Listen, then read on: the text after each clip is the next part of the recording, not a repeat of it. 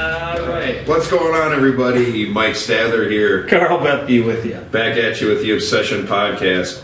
Carl! Yeah! How the hell are you? I am freaking outstanding, Mike. Let me tell you. I knew it. Yep. 2 weeks, baby. That is not made up. No, that's a fact. 2 weeks. We're heading to South Dakota. Velvet mule deer. Yeah, I said it. I said velvet mule deer. It's the only thing that's better than mule deer. Velvet mule deer. That's correct. That's it. Next. You speak the truth, my friend. Oh, well, anyway, not to brag on that, but we have an antelope tag too. We do. So we don't like to brag unless you like to listen. Right. So I got a question. What do you got? And this pertains to what we're going to do. Oh boy. So it's perfect. Nice. What are some of the most common problems we see on bad long distance shooting? Bad long distance shooting. I think somebody might have been filming us. Oof. That would have been bad footage. There was moments. There's always been moments. We've been pretty successful as of late. Yes. Let's see. Bad long distance shooting. Yeah, I talked to, there's a couple of guys, I see them quite a bit at the gym. Yeah. That have gotten into going out west elk hunting and stuff like that. So ask me questions, don't listen to what I say anyway. Yeah. But I like to know your thoughts, Mike, but I don't care. I don't care. Which is normal. Right. So, you know, I a lot of things I see that people tell me, or that I don't really see them anymore because you and I shoot together. Yeah. So, but things that we've experienced over the years, I think one of the biggest ones to me is people really trying to look at that pin. Yeah. And when I say that pin, your sight pin, they really try to stare that pin into something. Carl and I have always called it, float that pin. Yeah. Float that pin over your kill zone. The shot's going to go when the shot's ready to go. Yeah. You know, in our case, that's what we call it. Yep. We both shoot a back tension release with a trigger. Yep. So not a true back tension, but you know, back with a back pull trigger. Yeah. That's in our palm. And the shot just goes. The best shots we've ever made, we never knew we pulled it off. No. They just go. But when you're really trying to put that pin on something, you're going to be very unsteady, especially the longer out you get. Yeah. More things, like I don't think people see, you and I know this, that sight picture is so much different. Right. When you get out, I would say 50, yeah. It starts. Yep. And it just gets humongous out to, 100. There's a lot going on in your sight picture from that 50 to 100 plus yard range. And a lot of people lose sight of that, like exactly what you're saying. They're concentrating so hard on that pin. So, number one, we'll start with pin size. Okay? You and I both shoot 10 thousandths pins. Okay? So a 19 thousandths pin, we have had it, 19 thousandths pins. A 19 thousandths pin on a full-size mule deer at 80 yards, which is a common shot for us, pretty much covers up the whole, like right behind the shoulder, top to bottom on the animal when you're at full draw, looking through that. So if you're trying to just center that on the animal and then trying to drive it into one location on that, like in the vitals, you can't really see the vitals and hold it there anyway. And if you're concentrating on it, the harder you drive towards that target, the more what happens is your mind's trying to control that pin and you lose sight of everything else. So whether or not your peep and your frame of your housing for your sight line up squarely, so all of a sudden you'll start to see what happens. This is overemphasized, but people will actually start to lose half of their frame. Yep. You do that, now half that frame, let's just say an eighth of an inch on that frame at 80 yards is like a foot and a half. Yeah, you're not hitting it. Yeah, you're going to go over it or under it depending on whatever. Other parts, levels. Levels are huge. When you're shooting long distances, side hills, well, when we're out west, mountain hills, hillsides, mountains, all that. Uphill, downhill shots. Being square, being level is the most important part of the whole framing side aspect of it. when you're concentrating on that animal, if you look and just pinpoint with your eye where you want that to hit, this is where the 10,000th pin comes in a little bit easier for this. What I see is the animal and just a little bit of a blur where my pin is. Yeah. And that pin is floating in that kill zone. And I'm pushing with my front arm, driving it towards the target, and pulling back, squeezing my shoulder blades together to make a good shot. Like you said, we use a thumb trigger. Yep. You and I both shoot a Carter Just Cuz that we've modified to basically a 2-finger setup. Archer likes the Carters. Archer's approving the Carter. He likes them. And then we let that pin float in that kill zone, and then the shot breaks. If your eye is concentrating on that, 9 times out of 10, you're going to actually pound break where you're actually aiming. Yeah, I think another thing too, where Carl's saying on that, is you're push and your pull. A lot of people don't push and pull, and they don't follow through. There's a follow through with a bow like there is on anything else you do. And I see a lot of people, they want to pull that shot off, and they just drop that bow. They just drop it away. Yep. And one of the best shots I make is I hold that bow the whole time and pull it off, and the bow is still extended out in my arm. Yep. And then I look after that, and it's a good habit. Yeah. I think to do. You see, and I don't know if this has gotten cool or what, but you know what I'm going to say with the nose tip with the bow falling away out of your hand. It's stupid. I'm going to tell you that. Yeah. I don't know what it is or where this started. Well, people see, I think, Olympic archers. Yeah. Well, that's great. But they're shooting a recurve. Yeah. But you're not going to make good shots doing that. No. It's not a good form to have. Right. And I'm sure we'll get a bunch on that. But anyway, that'll be good. Yeah. But it's not, holding that form, and like Carl says, when your sight window and your peep are coming out of alignment, you're doing something wrong. Right. That you should never be doing, because every time you pull your bow up and you pull back and you anchor, it should be at the exact same spot every time. Yep. Every time. No matter if you're shooting 20 yards or you're shooting 120 yards. It should come up and anchor. Your hand should be the same. Yep. Your peep should be, everything should be the same. Yep. No matter what the yardage is. No matter what. If you're changing, you have to stop. It's not your bow, it's not anything else. What happens, I noticed over years, for most people to shoot longer distances, and any of you guys that have done this, you'll notice this. As you get to 50 and above, what happens is all of a sudden it feels like you're changing your squareness. Mm-hmm. So you're squaring up, and if you watch Mike and I shoot, we'll square the peep up with the frame, and then you'll actually see that squareness stays consistent. You tip at the waist. You don't bring your shoulder up or shoulder down or whatever else, because at that point now you're starting to torque everything, and your bow gets way out of shape, and you hit left, right, up, down. You have no controllability on it. I think the one you filmed last year when I shot my mule deer, if you look at the video footage, you see, and it was a 60-degree downhill angle.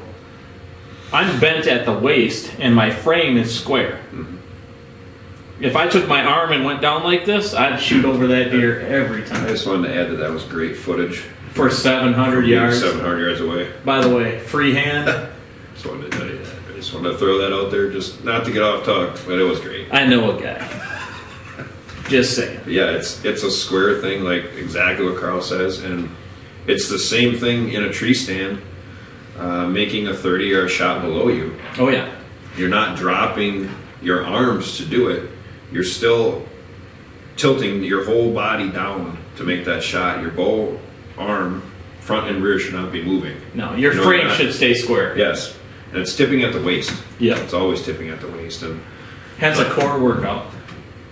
Core every day. Every day. So another big thing, and Carl's big on this, and I learned this from him, is a lot of people like to draw their bow from the bottom up. Yeah. And you're usually going to make low shots. It just is what it's going to be. And try it. If you don't believe me, do it. Draw your bow from the ground, pull it up to the target where you think it's going to make a shot. And then draw your bow up high, settle it in square, bring it down to the target, make your shot. And I will guarantee you that every time it's going to be a better shot. Yeah, and that might not happen, like let's just say the first 10 shots, but shoot 20, 25 arrows, then do it. That's where it's going to show you, because now you're fatigued, your body's fatigued. And here's the deal with archery.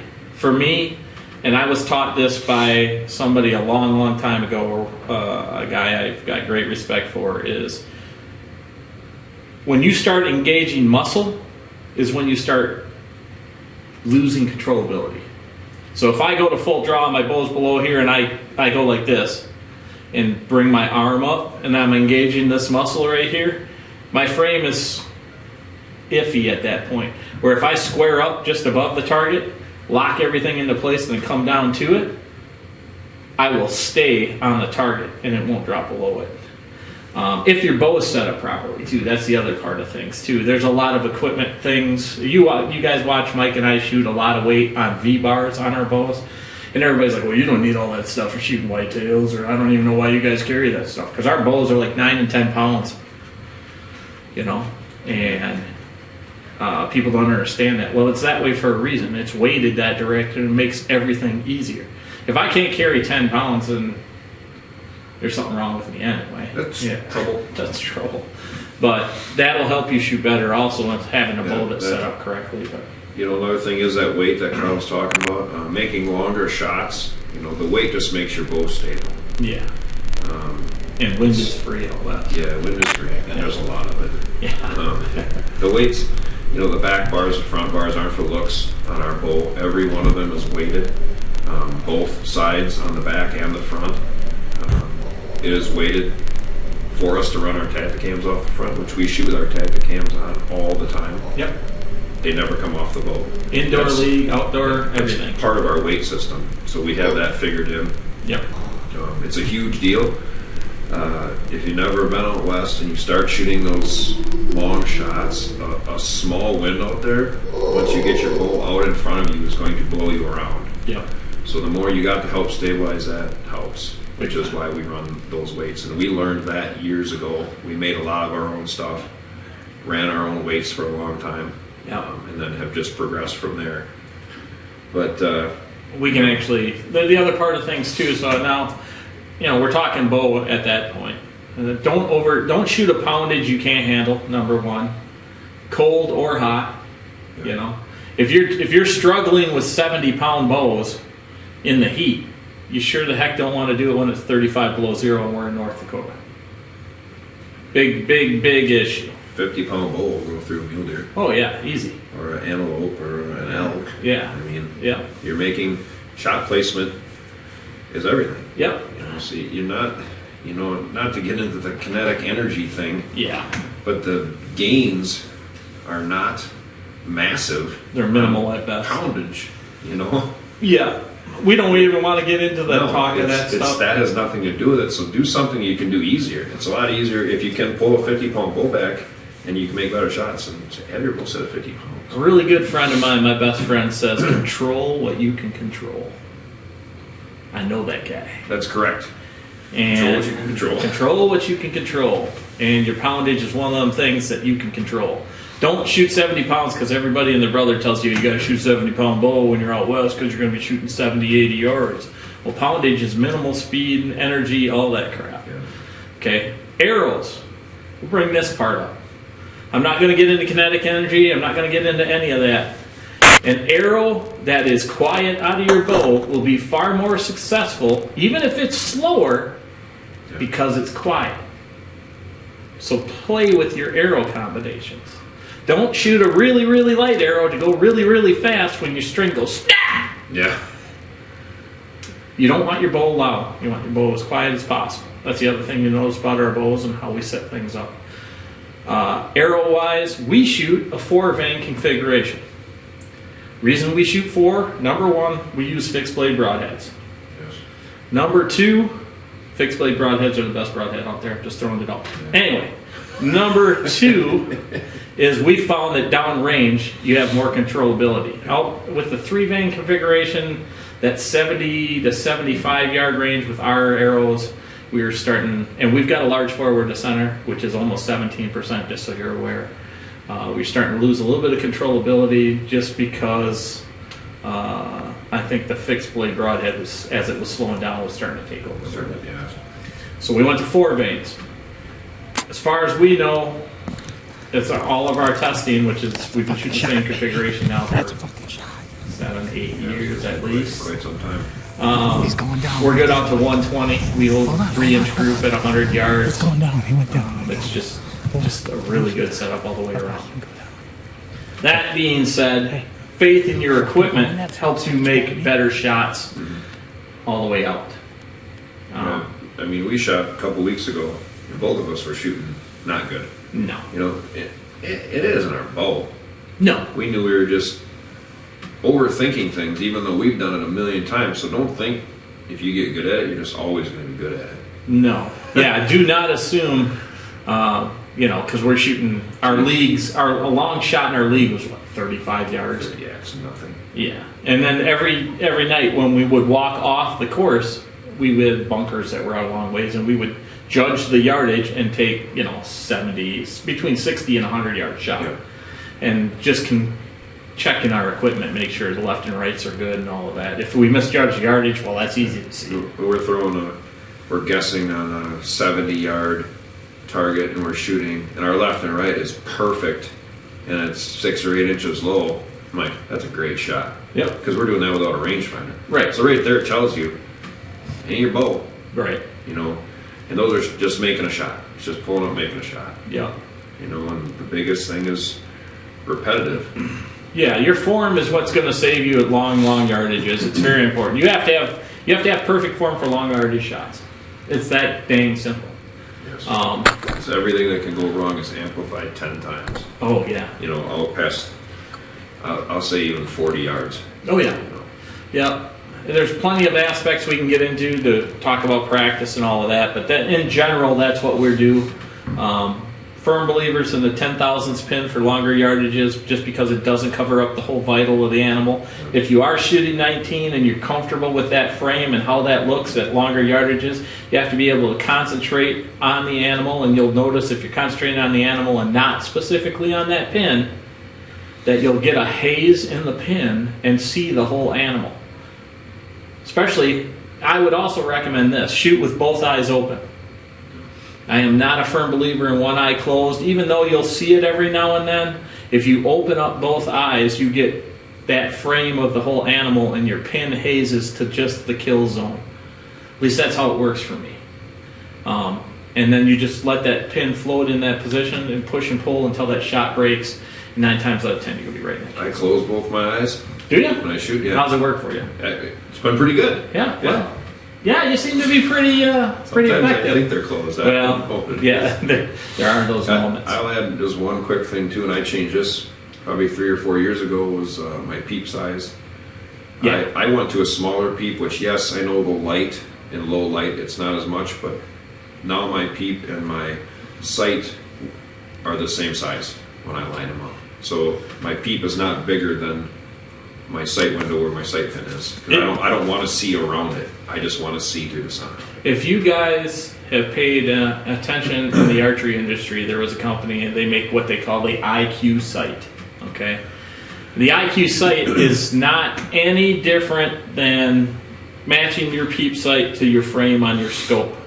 Okay, and the reason for that is it keeps you in alignment. Mm-hmm. Okay, so that's when I think I told you to do that, right?